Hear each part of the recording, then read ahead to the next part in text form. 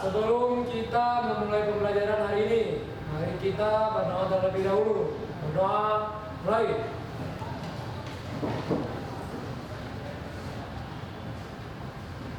Berdoa selesai. Sebelumnya Bapak absen dulu.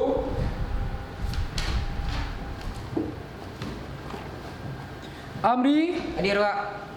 Arka, Hadir, Pak. Ayana, Hadir, Pak. Rifki, Nggak datang, Pak. Alah, ini cabut. Udah, Pak. Nggak tahu, Pak. Alah, bener datang karena itu.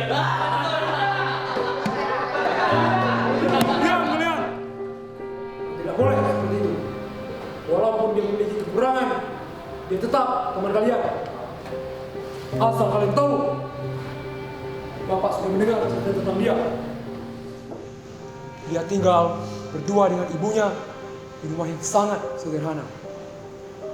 Dia pergi ke sekolah menggunakan sepeda tuanya menempuh 10 kilometer. Tetapi sekolah dia diejek, dibully, bahkan diasingkan dari kelompoknya. Jangan melawak rusak nanti.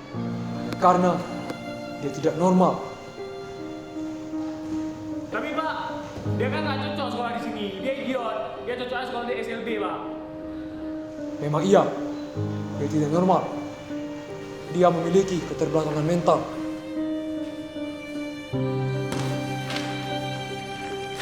Tetapi, apakah kalian pernah mendengar keluhan dari dia? Jangankan dari kalian, bahkan dari saya sekalipun tidak pernah dia mengeluh.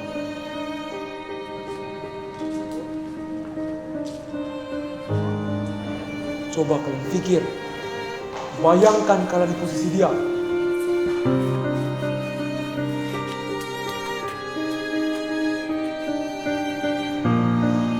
Bahkan dengan kekurangan itu, dia bisa mendapatkan prestasi.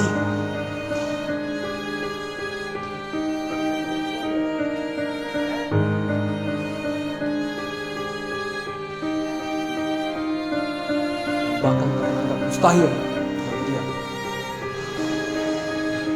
Setelah ini, kalian pergi ke Mading, lihat di sebelah kiri atas.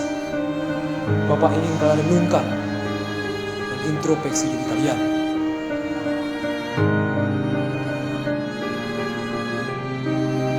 Apa nih? Kok ada mau dia? Ada apa nih? Kok bisa dia